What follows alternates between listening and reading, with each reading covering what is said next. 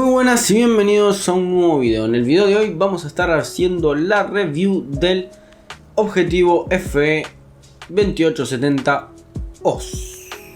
Parece un super coso, pero es el objetivo de kit de las Sony Alpha A7. Estos objetivos kit en varias ocasiones son llamados pisapapeles. Objetivos que para lo único que sirven es para sacarlos de la cámara y poner otro. Básicamente, objetivos que no son luminosos, no son rápidos, no tienen sharpness, no tienen detalle, que tienen aberraciones cromáticas horribles. En resumen, todo lo que está mal enfocado a un objetivo. En este caso les voy a estar mostrando que no es así, que este objetivo es un objetivo muy bueno, pero con algunos pequeños detalles. Empecemos con los puntos negativos.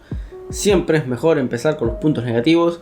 Así a las personas que no le cuadren ya estos puntos se pueden retirar del video y no los tengo que hacer verse todo un video re largo para llegar a los puntos negativos. Primer punto negativo de este objetivo y el más importante: su poca luminosidad. Va desde 3.5 en 28 milímetros a 5.6 en sus 70 milímetros. Es lo peor que tiene este objetivo, es eso, es la falta de luminosidad. Segundo punto negativo, que no tiene un F continuo. Esto mismo que le dije antes, 3.5 en su estado más angular, 5.6 en su estado más teleobjetivo. Se va cerrando mientras vamos haciendo zoom. Esto para video está muy mal. Para fotografía, bueno, tampoco es tanto problema, porque mientras vamos haciendo zoom vamos corrigiendo el ISO o la velocidad, etcétera, y ya está. Pero en video esto está muy mal porque cuando haga zoom se va a oscurecer y en video es una mierda, literal, que haga esto. Es muy mal, está muy mal. Segundo punto negativo de este objetivo, que tiene poco angular. O sea, empieza en 28, lo que sería en APS-C más o menos un 18.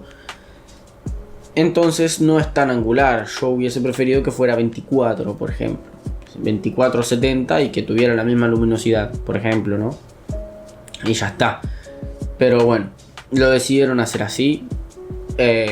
Supongo temas de costo, no lo sé, pero lo decidieron hacer así. Otro pequeño punto negativo es que llega solo, entre muchas comillas, solo hasta 70. Otros objetivos kit llegan hasta 105. Esto es otro de esos pequeños puntos negativos que tiene. Y acá se terminan los puntos negativos de este objetivo. No tiene más puntos negativos.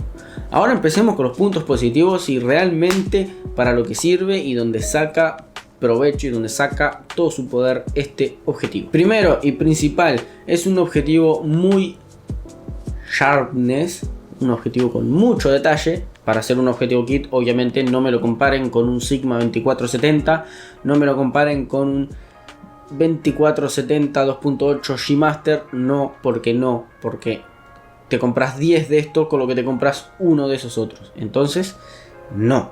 Pero para hacer un objetivo kit, es el objetivo kit que yo tuve con más sharpness y he tenido unos cuantos, la verdad.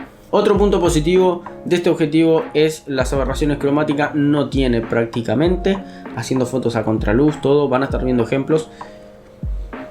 No tiene. Y antes que me digan que lo probé poco, vengo probando este objetivo hace 4 meses. Es con el único objetivo que hago fotos. Primero porque los objetivos de Sony valen un huevo y todavía no me compré ningún otro. Básicamente porque no he sentido la necesidad de comprarme otro para el trabajo que estoy haciendo actualmente. Entonces por eso no me compré otro. Si no lo necesito, no me lo voy a comprar al pedo. Que si quiero otro, obviamente, siempre todos queremos más cacharritos, más juguetitos, más objetivos, más cámaras. ¿Lo necesito? No. ¿Me voy a comprar otro? Seguramente. Seguramente me compre un 50 milímetros, seguramente me compre un 85 o seguramente cambie este por un 2470 2.8. Pero no porque lo necesite, sino porque simplemente se me canta en gana. Siguiente punto positivo, el tamaño. Para ser un objetivo de una cámara full frame es un objetivo que el tamaño es bastante reducido. Y el 2860 que salió con la A7C es aún más reducido y eso me parece espectacular porque son objetivos de cámara full frame. No hay que olvidarse de eso. El sensor es muchísimo más grande que el de una PCC o que el de una micro 4 tercios. Y hacer un objetivo que tenga relativamente bastante zoom y que sea bastante pequeño es un punto muy positivo. Otro de los puntos positivos es el enfoque. Es compatible con el enfoque a los rostros y a los ojos y a todos los seguimientos que tienen las cámaras Sony Alpha. Y realmente de 30 fotos, de 50 fotos, vamos a hacerlo así, de 50 fotos, o mejor vamos a hacerlo de otra manera, de una sesión de fotos que por lo general suelo hacer entre 100 y 170 fotos más o menos por sesión de fotos, es lo que suelo hacer. De todas esas fotos me salen 3 o 4 desenfocadas. Y 3 o 4 que se lo puse difícil. Porque digamos, estamos en movimiento, corriendo o caminando. O en situaciones que se lo pongo difícil. En situaciones estáticas de retrato común y corriente, no falla nunca. Ni una. Pero ni una. Se clava en el ojo y se clava en el ojo. Y ya está. Eso es un beneficio muy grande.